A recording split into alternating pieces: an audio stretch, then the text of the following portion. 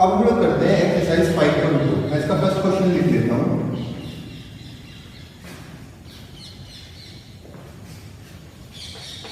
Sine x square plus 5। तो जिसका differentiation करना शुरुआत करते हैं, तो मैं यहाँ पर लिखूंगा T upon D x of sine x square plus 5। अब मैंने कहा हम लोग फंक्शन की तरफ बाहर से एनकाउंटर करेंगे। तो जब आप बाहर से आगे चलना शुरू करेंगे तो सबसे पहले आपकी नजर कहाँ पड़ेगी? आपकी नजर पड़ेगी साइन पर। साइन का डिफरेंशिएशन कितना होता है? cos x। तो मैं इसको पहले साइड में लिख लेता हूँ। मैं कौन सा फॉर्मूला यूज करने वाला हूँ? मैं यूज करने वाला हूँ d upon dx of sine x is equals to cos x। ये मैं यूज करने वाला हूँ, लेकिन x की जगह अब क्या रखूंगा मैं? जो पूरा का पूरा अंदर एज इट इज है, तो इसको मैं लिखूंगा cos x स्क्वायर प्लस 5 हुआ। अब साइन वाला तो हमने काम खत्म कर दिया, उसको cos में कन्वर्ट कर दिया डिफरेंशिएशन से। फिर आप आगे चलेंगे, आगे चलेंगे तो आपको कौन सा फंक्शन मिलेगा? आपको मिलेगा x स्क्वायर प्लस 5। अब इसी के मल्टीप्लाई में आप क्या कीजिए, जो अंदर वाला फंक्शन है उसका डिफरेंशिएशन कीजिए। आगे करते हैं इसको। ये मेरे पास में बनेगा cos x स्क्वायर प्लस 5। इसका डिफरेंशिएशन करेंगे तो कितना आएगा? पहले x स्क्वायर का डिफरेंशिएशन करेंगे। x स्क्वायर का डिफरेंशिएशन हो जाएगा मेरे पास में 2x और 5 का डिफरेंशिएशन हो जाएगा 0। तो इसको सिंपलीफाई करके लिख देते हैं 2x cos x square plus 5। अब बात करते हैं सेकंड क्वेश्चन की।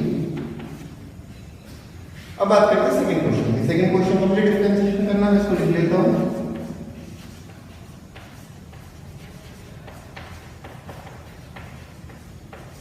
अब फिर हम बाहर की तरफ से काउंट करेंगे। जो आप इधर से चलेंगे आपको क्या मिलेगा? सबसे पहले आपको मिलेगा cos का डिफरेंशिएशन कितना होता है?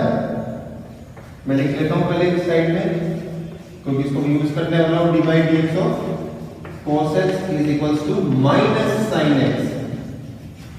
ठीक है, तो इसका फंक्शन करेंगे, लेकिन इस बार x की जगह यहाँ पर x का अंदर, लेकिन अब x की जगह क्या है? पूरा का पूरा एक अलग से फंक्शन है, तो उसको मैं ऐसे लिख लूंगा माइनस sin और अंदर में टर्म क्या है? sin x। बात हो गई यहाँ। फिर चेन रूल कहता है भी यहाँ नहीं रुकना, आपने आगे भी जाना है। जब आगे गए तो मुझे क्या फंक्शन मिला? sin x। तो फिर मैं मल्टीप्लाई में dy dx of sin x का डिफरेंशिएशन करूंगा। कितना बनेगा? ये बनेगा माइनस, फर्स्ट वाले को ऐसे लिख लेता हूं और मल्टीप्लाई में cos x। ये आपका आंसर आ गया। अब थर्ड क्वेश्चन करते हैं। मुझे इसका डिफरेंशिएशन करना है। पहले मैं इसका डिफरेंशिएशन को लिख लेता हूं dy dx sin ax plus b। अब चेन रूल कहते हैं बाहर से काउंटर करो, हम इधर से शुरू में चलना, तो हम सबसे पहले कहां पर आ जाएंगे? sin x पर। sin x का डिफरेंशिएशन कितना होता है? cos x। तो मैं एक बार पहले लिख लेता हूं अपनी साइड में d upon dx of sin x equals to cos x। लेकिन इस बार ब्रैकेट में x की जगह क्या है? पूरा का पूरा ब्रैकेट में ax प्लस b। तो मैं पूरे को निकाल देते लिखूंगा cos ax प्लस b। अब चेन रूल क्या कहते हैं? आपने साइन वाले फंक्शन का डिफरेंशिएशन कर दिया। अब आप और आगे चलो, और अंदर गए तो हमें क्या मिला? पूरा ax प्लस b। तो उसका डिफरेंशिएशन करेंगे तो मेरे पास आएगा d upon dx of ax plus b। अब इसको सिंपलीफाई करते हैं मेरे पास में कितना आएगा?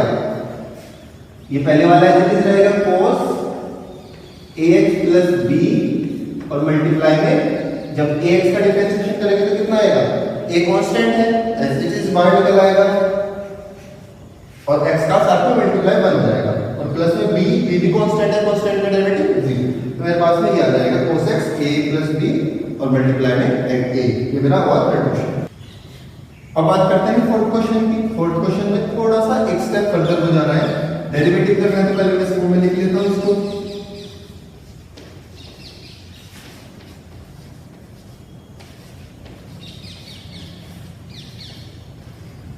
अब जब मैं इधर से शुरू करूंगा इसको डिफरेंशिएट करना, सबसे पहले मेरे पास में क्या आएगा? मेरे पास में आएगा सेक फंक्शन।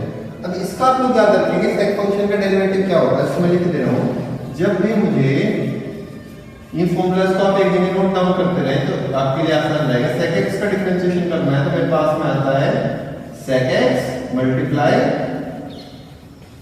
tan x।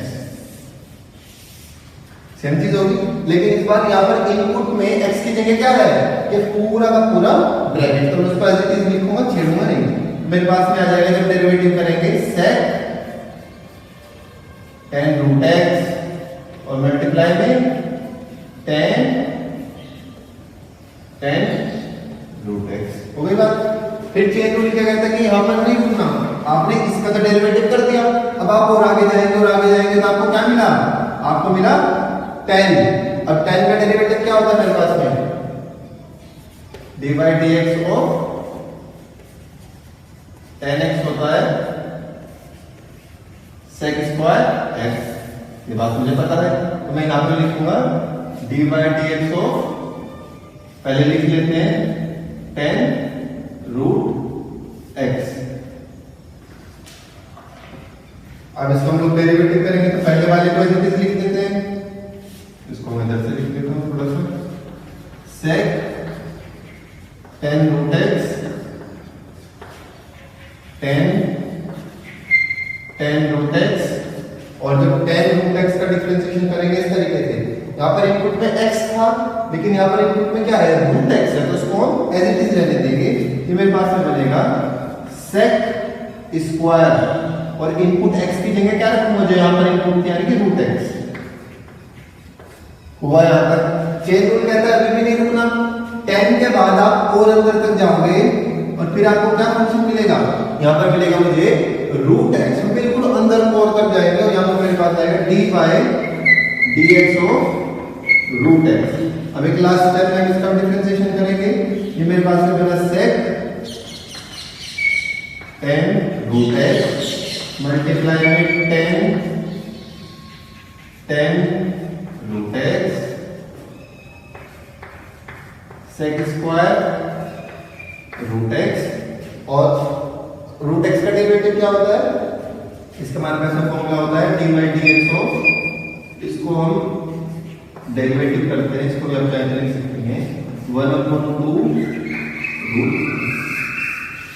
तो जब इसका मैं डेरिवेटिव करूंगा तो मेरे पास यहाँ पर आ जाएगा 1/2 रूट x। और इसको आप सिंपलीफाई करके थोड़ा सा सोल्व करेंगे तो आपका जो डिजायर्ड आंसर है वो आ जाएगा। हमने डेरिवेटिव पार्ट को इसका कर दिया। तो अब चेन रूल देखने की इसके अंदर कंपोजिशन के अंदर जितने ज्यादा फंक्शन होंगे आप one by one outer shell से शुरू करेंगे और उन फंक्शंस का वन बाय वन डेरिवेटिव करते चले जाएंगे जब तक आप बिल्कुल लास्ट फंक्शन तक नहीं पहुंच जाते। अब बात करते हैं क्वेश्चन नंबर 5 की, sin ax plus b divided by cos cx plus d। पहले सबसे पहले इसको डेरिवेटिव की फॉर्म में लिख लेते हैं।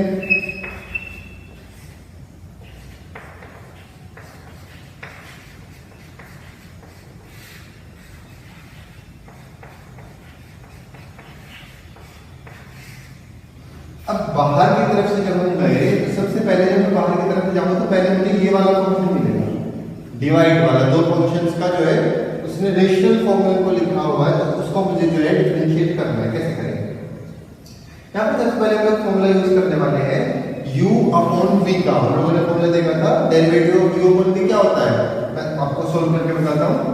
सबसे पहले हम क्या करते हैं, जो नीचे वाला फंक्शन है उसका स्क्वायर करते हैं नीचे, फिर बड़ा फॉर्मूला लगा लेते हैं नीचे वाले फंक्शन का मैं स्क्वायर किया, फिर डिनोमिनेटर वाला फंक्शन एज इट इज लिखा और डेरिवेटिव ऑफ न्यूमरेटर वाला फंक्शन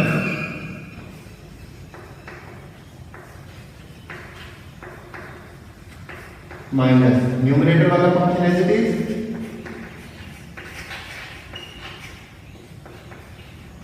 और डेरिवेटिव ऑफ डिनोमिनेटर वाला फंक्शन।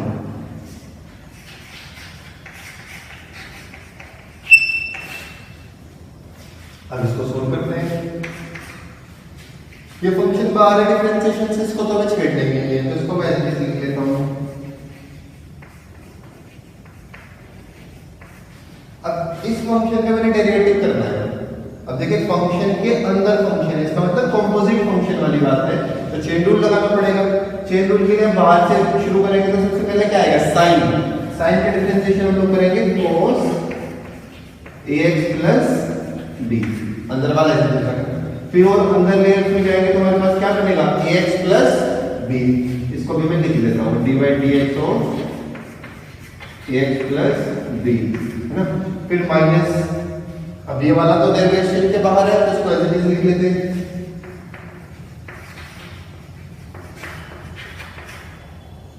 और इसका डेरिवेटिव पहले फिर से cos x के अंदर cx प्लस d यानी फंक्शन के अंदर फंक्शन, तो चेन रूल लगाना पड़ेगा।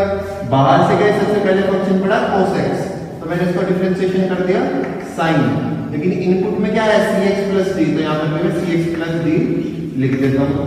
चेन रूल क्या कहता है कि आप फिर एक अंदर वाली लेयर में जाइए, तो cos को जब डिफरेंशिएट कर दिया तो मैं अंदर गया, अंदर जाकर मुझे मिला cx प्लस d, तो मैं डिफरेंशिएशन कर देता हूँ dy dx of cx plus d, और जो डिनोमिनेटर मेरा चल रहा है पूरा रखते हैं cos square cx plus d as it is यहाँ पर। उसके बाद में अब क्या होगा, इसको थोड़ा सा सिंपलीफाई करते हैं।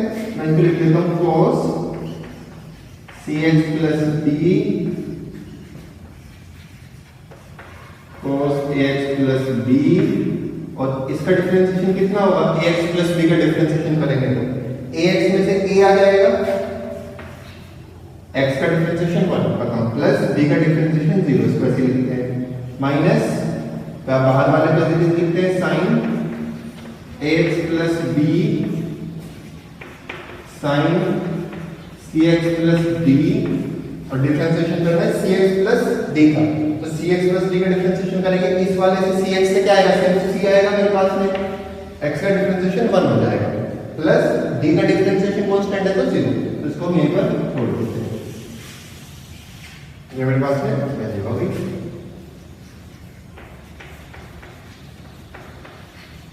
डिफरेंशिएशन वाला काम तो हो, इसको आगे आप सिंपलीफाई करेंगे, थोड़ा सा और सोल्व करेंगे तो आपके पास सिंपलीफाइड जो है आपका आंसर है वो आ जाएगा। अब बात करते हैं सिक्स्थ क्वेश्चन। सिक्स्थ क्वेश्चन में सबसे पहले मुझे क्या दिख रहा है, जब मैं डिफरेंशिएशन करूंगा तो सबसे पहले तो लिख देता हूं इसको, जो डिफरेंशिएट करना है cos x cube sin square x to the power 5। अब सबसे जब बाहर की तरफ देखा तो मुझे बाहर से देखने पर दिख रहा है कि यहाँ पर दो फंक्शंस का प्रोडक्ट दिया हुआ है, तो सबसे पहले मैं उसका फॉर्मूला लगाऊंगा। क्या होता है दो फंक्शंस के प्रोडक्ट का डेरिवेटिव का, first function as it is and derivative of second function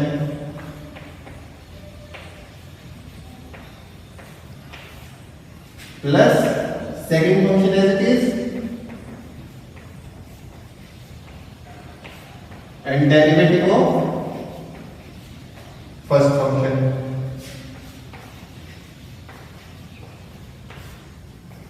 अब इसको थोड़ा सा सिंपलीफाई करते हैं, इसको एज इट इज लिखते हैं क्योंकि डिफरेंशिएशन से बाहर है।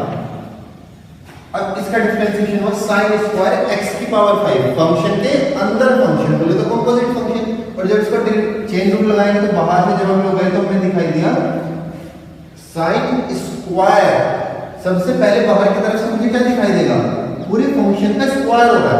पहले x की पावर 5 है, उसका उन्होंने sin लिया होगा sin x की पावर 5, और फिर उसका उन्होंने कर दिया स्क्वायर, तो सबसे बाहर वाला फंक्शन कौन सा हुआ मेरे पास में, सबसे बाहर मेरे पास हुआ स्क्वायर वाला फंक्शन। तो कौन सा फॉर्मूला लगाएंगे, x स्क्वायर वाला। क्या होता है मैं यहां पर लिख लेता हूं एक बार, अगर मुझे किसी फंक्शन का स्क्वायर का डिफरेंशिएशन करना हो तो 2x होता है, ठीक है, लेकिन इस बार x की जगह क्या है मेरे पास में sin x to the power 5, उसका उन्होंने होल स्क्वायर किया हुआ है, तो यहां पर मेरे पास में बनेगा 2 sin x to the power 5। फिर चेन रूल क्या कहते हैं, स्क्वायर वाली लेयर खत्म कर दी, अंदर क्या मिला मुझे sin x की पावर 5, तो चेन रूल कहता है अंदर वाली लेयर में डिफरेंशिएशन कर रहे हैं, तो मैंने क्या किया dy dx of sin x की पावर 5 प्लस इधर को देखते हैं, इसको ऐसे लिख लेते हैं अभी sin square x to the power 5। अब जब यहाँ पर फिर फंक्शन के अंदर फंक्शन यानी कि मेरे पास में कंपोजिट फंक्शन है, जब हमने सबसे बाहर देखेंगे तो सबसे पहले क्या मिलेगा, cos मिलेगा। cos का डिफरेंशिएशन होता है माइनस साइन और इनपुट x क्यूब थी तो यहाँ पर मैंने x क्यूब रख दी। अब फिर वो क्या है, क्योंकि अगले स्टेप में आप क्या करो और अंदर जाओ, यानी कि जो अंदर वाला फंक्शन है x क्यूब उसका डिफरेंशिएशन करो। तो मैं यहाँ पे लिख देता हूँ d/dx को मल्टीप्लाई में आ रहा है x क्यूब। अब इसको थोड़ा सा हम लोग सिंप्लीफाई करते हैं, मेरे पास में बनेगा cos x cube 2 sin x to the power 5, फिर sin x की पावर 5 का डिफरेंशिएशन करना है। तो बाहर से जाएंगे तो क्या आएगा, सबसे पहले sin का डिफरेंशिएशन होता है cos x to the power 5, लेकिन चेन रूल क्या कहता है कि एक स्टेप और अंदर जाइए, अंदर जाके मुझे मिलेगा x की पावर 5। मैं फिर से एक और लेयर अंदर जाऊंगा, एक और चेन बनाऊंगा x की पावर 5 का। बाद वाले को सोल्व करते हैं, sin square x to the power 5 minus sin x cube, और x क्यूब का डिफरेंशिएशन करेंगे तो कितना आएगा आपके पास, x की पावर n वाले फॉर्मूले से क्या आएगा 3x स्क्वायर। अब एक मेरे पास में डेरिवेटिव वाला साइन रहेगा, यानी कि एक स्टेप और सोल्व करेंगे। इसको मैं लिखूंगा, इसको थोड़ा सा सिंप्लीफाई फॉर्म में लिख लेते हैं हम, 2 sin x to the power 5 cos x cube, और इसको लिखता हूं मैं cos x to the power 5, और x की पावर 5 का कितना होगा 5x to the power 4 plus, अब इस वाले को सिंप्लीफाई करके लिखते हैं 3x square sin square x की पावर 5 और माइनस sin x क्यूब। अब लास्ट स्टेप इसको सिंप्लीफाई करके हम लोग लिखते हैं, ये भी कांस्टेंट है 2, ये भी कांस्टेंट है 5, इसको मल्टीप्लाई कर देंगे हो जाएगा 10, फिर लिखते हैं x की पावर 4, और फिर बाकी के जो मेरे पास ट्रिग्नोमेट्रिक फंक्शन है उनको लिख लेते हैं sin x की power 5 cos x cube cos x की पावर 5। अब ये वाला माइनस जो है ये बाहर आ जाएगा मल्टीप्लाई वाले की वजह से, तो इसको कर देगा minus 3x square sin square x की पावर 5 और sin, अब इसको चाहे तो और ट्रिग्नोमेट्रिक फॉर्म में इसको और ज्यादा सिंप्लीफाई कर सकते हैं, वहां पर आपका जो रिक्वायर्ड आंसर है जो मेरी बुक में दिया हो आपका आ जाएगा। डिफरेंशिएशन की टर्म्स में ये यहां पर हो जाता है। अब बात करते हैं 7th क्वेश्चन, डिफरेंशिएशन की फॉर्मूला लिख लेते हैं इसको।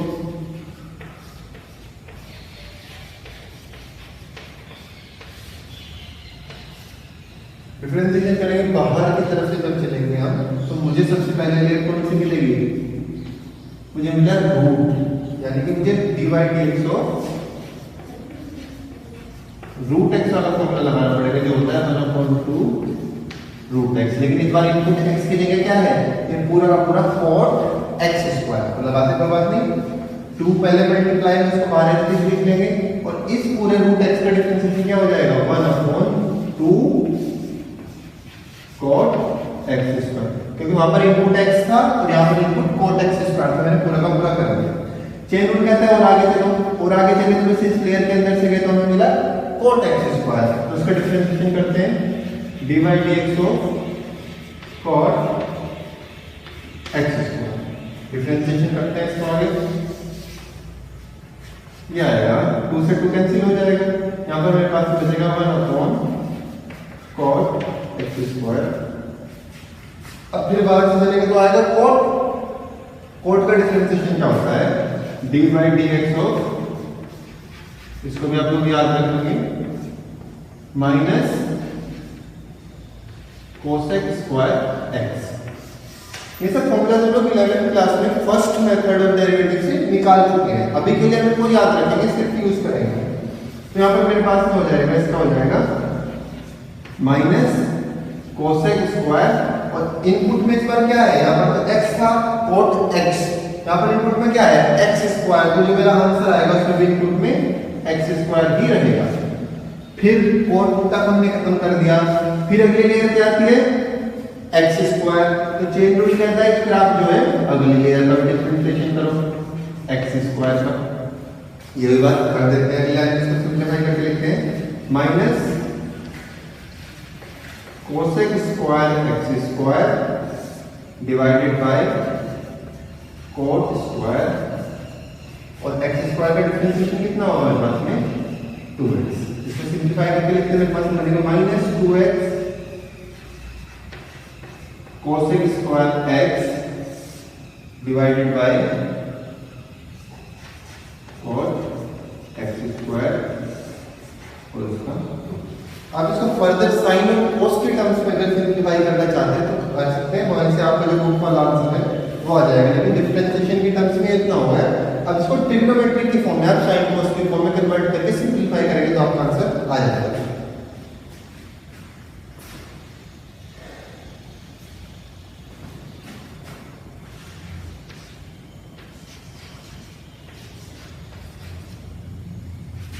अब बात करते हैं क्वेश्चन नंबर 8 की। डिफरेंशिएशन करना है तो इसको इस फॉर्म में लिखता हूं, d/dx cos रूट x। बाहर से गए चेन रूल के हिसाब से सबसे पहले पढ़ा cos का डिफरेंशिएशन कितना होता है माइनस साइन x, लेकिन इस बार इनपुट में क्या है रूट x, तो मेरे आंसर में इनपुट में क्या रहेगा रूट x। फिर चेन रूल क्या कहता है कि यहां तक आपने कर दिया, उसके बाद आप आगे जाओ, आगे जाके मुझे क्या मिला रूट x नया फंक्शन उसके अंदर, तो मैं इसको डिफरेंशिएशन कर देता हूं रूट x का। इसका फॉर्मूला अपन जानते हैं, रूट x का डिफरेंशिएशन का क्या फॉर्मूला है, मेरे पास में बाहर वाला है किस रहेगा, और उसका फॉर्मूला हो जाएगा 1/2 रूट x। यहां पर आ जाएगा minus sine root x upon 2 root x। अब यहां पर कई बार बच्चे क्या करते हैं रूट x से रूट x को काट देते हैं, लेकिन ऐसा नहीं करना, क्योंकि ये जो रूट x है ये मल्टीप्लाई है 2 के साथ, और ये जो रूट x है वो फंक्शन की इनपुट है, फंक्शन के साथ मल्टीप्लाई नहीं है, वो sin x की इनपुट है, तो ये इनपुट है और ये वाला मल्टीप्लाई में तो हम लोग नहीं काट सकते, यहीं पर हमारा सॉल्यूशन हो जाएगा। अब बात करते हैं क्वेश्चन नंबर 9 की। क्वेश्चन नंबर 9 में कह रहा है कि ये function f(x = x - 1) is not differentiable at x = 1। ये बात मुझे प्रूव करनी है, क्या करने के प्रूव करना है कि डिफरेंशिएबल नहीं है। हमने डिफरेंशिएबिलिटी प्रूव करने के लिए जो तरीका पढ़ा था वो ये था कि अगर हम उसकी लेफ्ट हैंड डेरिवेटिव और उसके राइट हैंड डेरिवेटिव को इक्वल होना चाहिए अगर वो डिफरेंशिएबल है, तो हम यहां पर क्या करेंगे इस फंक्शन के लेफ्ट हैंड डेरिवेटिव निकालेंगे और राइट हैंड डेरिवेटिव निकालेंगे। अगर वो दोनों इक्वल हुए तो इसका मतलब उस पॉइंट पर फंक्शन डिफरेंशिएबल है, और अगर वो इक्वल ना हुआ इसका मतलब फंक्शन उस पॉइंट पर डिफरेंशिएबल नहीं है। मैं सबसे पहले लेफ्ट हैंड डेरिवेटिव निकालता हूं। लेफ्ट हैंड डेरिवेटिव मेरे पास में होगा limit h tends to 0 minus, क्योंकि माइनस किस साइड होता है लेफ्ट साइड में होता है, तो इसलिए माइनस। यहां पर हो जाएगा मेरे पास में f ऑफ, पहले मैं पूरा फंक्शन लिख लेता हूं फॉर्मूला, फिर उसके बाद इसमें वैल्यूज पुट करेंगे h। अब यहां पर c कौन सा था जिस पॉइंट पर डेरिवेटिव निकालते हैं, और मुझे किस पर निकालना है x = 1 पर, तो मैं इसको 1 की टर्म्स में लिख लेता हूं limit h tends to 0 minus f of 1 plus h minus f of 1 divided by h। ठीक है, अब इसको सॉल्व करते हैं। Limit h tends to 0 minus f of 1 plus h, function क्या है मेरे पास में रूट x माइनस 1।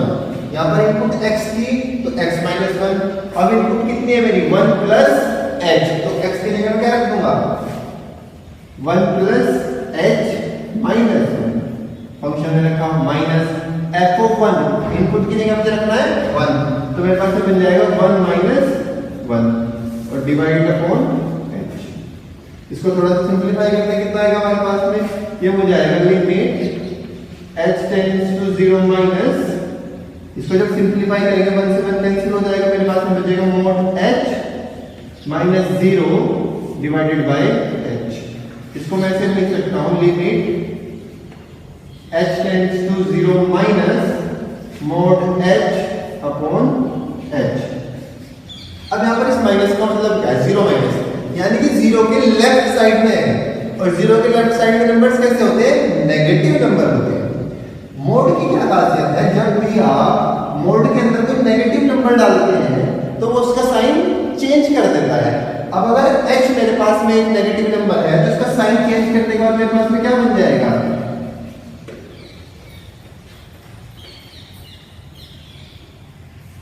ये हो जाएगा माइनस के एच और डिवाइडेड बाय नीचे वाला एच एज इट रहेगा। मोड ने क्या किया, उसका साइन जो है चेंज कर दिया। क्यों चेंज कर दिया? क्योंकि एच एक नेगेटिव नंबर है, 0 माइनस 0 के लेफ्ट साइड में है। जब आप इसको सिंप्लीफाई करेंगे तो आपके पास में आएगा limit h tends to 0 minus 1, h से एच कैंसिल और आपका आंसर आ जाएगा -1। यही मेरे पास में लेफ्ट हैंड डेरिवेटिव आया -1। अब मैं क्या करता हूँ, राइट हैंड डेरिवेटिव निकालता हूँ बिल्कुल इसी तरीके से। ये हो जाएगा मेरे पास में limit h tends to 0 plus f of c plus h minus f of c divided by h। मैं वैल्यूज लिख देता हूँ, रख देता हूँ।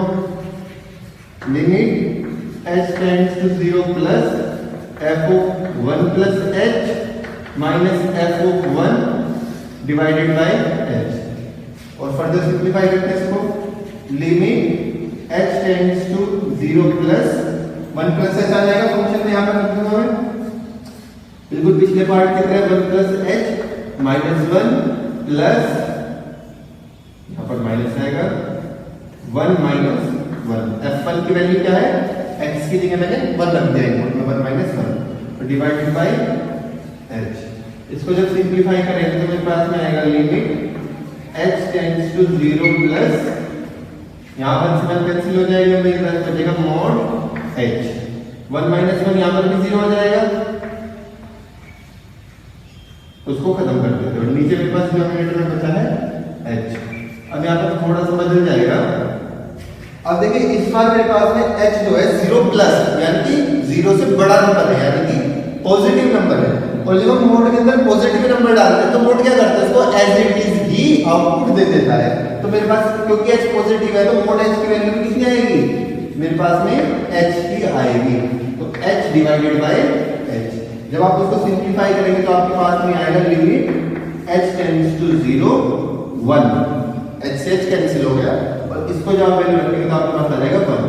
अब आप देखेंगे LHD जो मेरे पास में लेफ्ट हैंड डेरिवेटिव था वो -1 था और मेरे पास में जो राइट हैंड डेरिवेटिव है वो 1 है, यानी कि दोनों के दोनों इक्वल नहीं है। तो left hand derivative is not equal to right hand derivative. Hence मेरा जो फंक्शन है fx equals to mod x minus 1 is not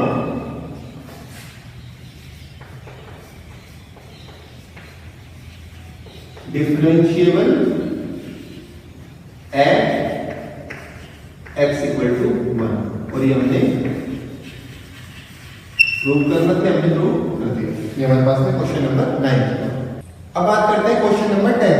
question number 10 में वो कह रहा है कि आपके पास में fx equal to greatest integer function x represent करा है ग्रेटेस्ट इंटीजर फंक्शन 0 to 3 के बीच में डिफाइंड है और वो आपको दिखाना है कि डिफरेंशिएबल नहीं है at x equal to 1 and x equal to 2। x equal to 1 पर भी डिफरेंशिएबल नहीं है और x इक्वल टू 2 पर भी डिफरेंशिएबल नहीं है।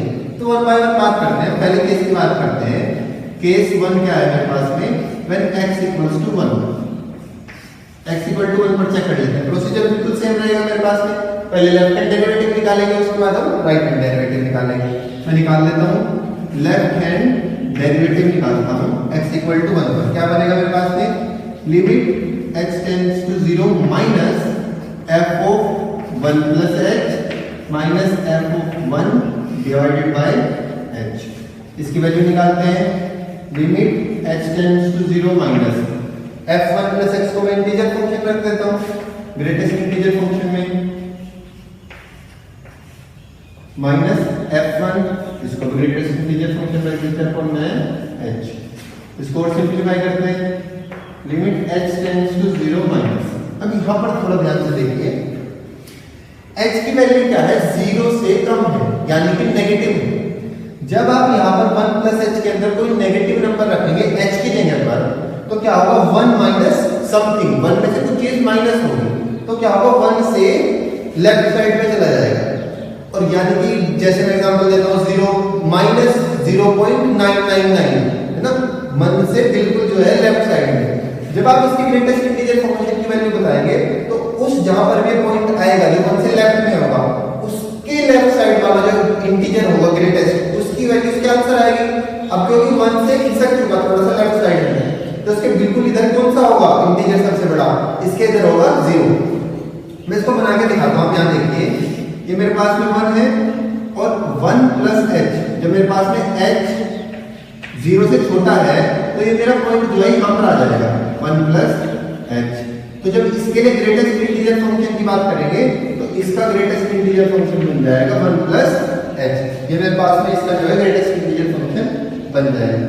तो यहां पर मेरे पास में इसकी वैल्यू इस बार आएगी 0 माइनस 1 का ग्रेटेस्ट इंटीजर फंक्शन। जब भी ग्रेटेस्ट इंटीजर फंक्शन के अंदर कोई इंटीजर डालते हैं तो इसकी वैल्यू एज इट इज आ जाती है, वही 1 अपॉन h। और जब आप इसको सिंपलीफाई करेंगे, h की लिमिट्स रखेंगे तो आपके पास में आ जाएगा इंफिनिटी, है ना, -1 अपॉन h। h को जब आप 0 रखेंगे तो कितना आएगा, something upon 0 tends to infinity. ये लेफ्ट हैंड डेरिवेटिव हुआ। अब मैं बिल्कुल इसी तरह से राइट हैंड डेरिवेटिव निकाल दूं। राइट हैंड डेरिवेटिव क्या होगा मेरे पास में, limit h tends to 0 plus f of 1 plus h minus f of 1 divided by h। और इसमें मेरे पास में क्या वैल्यू आएगी, limit h tends to 0 plus 1 plus h minus greatest integer function के अंदर 1 और नीचे h। अब आप देखिए इस बार क्या होगा, यहां पर क्योंकि h 0 से बड़ा है, पॉजिटिव है, तो यहाँ पर 1 प्लस समथिंग पॉजिटिव, तो जो नंबर आएगा वो 1 से थोड़ा सा बड़ा होगा, है ना, और बिल्कुल थोड़ा सा बड़ा होगा। और जब आप इसके ग्रेटेस्ट इंटीजर फंक्शन निकालेंगे तो कौन सा फंक्शन नंबर आएगा, मेरे पास में 1 आएगा, क्योंकि 1 से बड़े फ्रैक्शंस के लिए 1.2, 1.3, 1.4 के लिए ग्रेटेस्ट इंटीजर फंक्शन की वैल्यू होती है 1। तो यहाँ पर इस बार जब मैं ग्रेटेस्ट इंटीजर फंक्शन को सोल्व करूंगा मेरे पास में आ जाएगा 1 माइनस इंटीजर को डालेंगे इनपुट तो आउटपुट ही एज इट इज आ जाएगी 1 अपॉन h। इसको जब आप सोल्व करेंगे तो आपके पास में आ जाएगा 0। अब आप देख रहे हैं लेफ्ट हैंड डेरिवेटिव इंफिनिटी है, राइट हैंड डेरिवेटिव 0 है, तो इस केस में मेरे पास में left hand derivative not equal to right hand derivative आएगा। हेंस मेरा जो फंक्शन है f(x) equals to greatest integer function x is not differentiable at x equals to 1। उस पर डिफरेंशियल नहीं है। ये था मेरा इसका फर्स्ट पार्ट, मैंने 1 के लिए चेक कर लिया। अब हम चेक करते हैं केस सेकंड पार्ट सेकंड के लिए। इसके केस सेकंड क्या है, at x equals to 2। x equal to 2 पर सेम प्रोसीजर हम लोग यहां पर अप्लाई करेंगे। मैं लेफ्ट हैंड डेरिवेटिव निकालता हूं पहले इसका। Limit h tends to 0 minus f of 2 plus h minus f of 2 divided by h। बिल्कुल सेम प्रोसीजर से इसको आगे लिखते हैं। Limit h tends to 0 minus greatest integer function के अंदर 2 plus h minus greatest integer function 2 divided by h। अब क्योंकि h नेगेटिव नंबर है तो उसको लेफ्ट साइड में खिसका देगा। जैसे हम 2 प्लस h करेंगे तो मेरे पास में यहां पर वैल्यू क्या आ जाएगी, यहाँ पर मेरे पास वैल्यू आ जाएगी 1, है ना। 2 में से h नेगेटिव है तो उसको डिवाइड करेंगे तो नेगेटिव लेफ्ट साइड में खिसका देगा, और उससे पहला ग्रेटेस्ट इंटीजर फंक्शन है मेरे पास में 1, यहाँ पर 1 आ जाएगा। माइनस इंटीजर इनपुट है तो आउटपुट भी इंटीजर रहेगा, ये हुआ h। और यहाँ से मेरे पास वैल्यू कितनी आएगी, फिर से वही लिमिट -1 अपॉन h और ये आ जाएगी इंफिनिटी। बिल्कुल इसी तरह से आप जब राइट हैंड डेरिवेटिव निकालेंगे यहां पर तो limit h tends to 0 plus ये आपके पास में आएगा f 2 plus h minus f of 2 divided by h equals to limit h tends to 0 plus 2 plus h minus 2 divided by h। अब limit h tends to 0 plus, अब क्योंकि 2 plus h एक positive number है क्योंकि right hand derivative है, तो जो भी नंबर आएगा यहाँ पर वो 2 से कुछ बड़ा होगा। और 2.1, 2.2, 2.3 इन सब के लिए ग्रेटेस्ट इंटीजर फंक्शन की वैल्यू कितनी होगी, 2। यहाँ पर लिखूंगा 2 माइनस 2 डिवाइडेड बाय h। इसको आप सिंप्लीफाई करेंगे तो आपके पास वैल्यू आएगी limit h x tends to 0 plus और यहाँ पर आएगा 0, आपका आंसर है 0। आप देखेंगे left hand derivative right hand derivative यहाँ पर इक्वल नहीं है, तो आप क्या लिखेंगे, आप कंक्लूड करेंगे left hand derivative not equal to right hand derivative, hence आपका जो फंक्शन है fx equal to greatest integer function h is not differentiable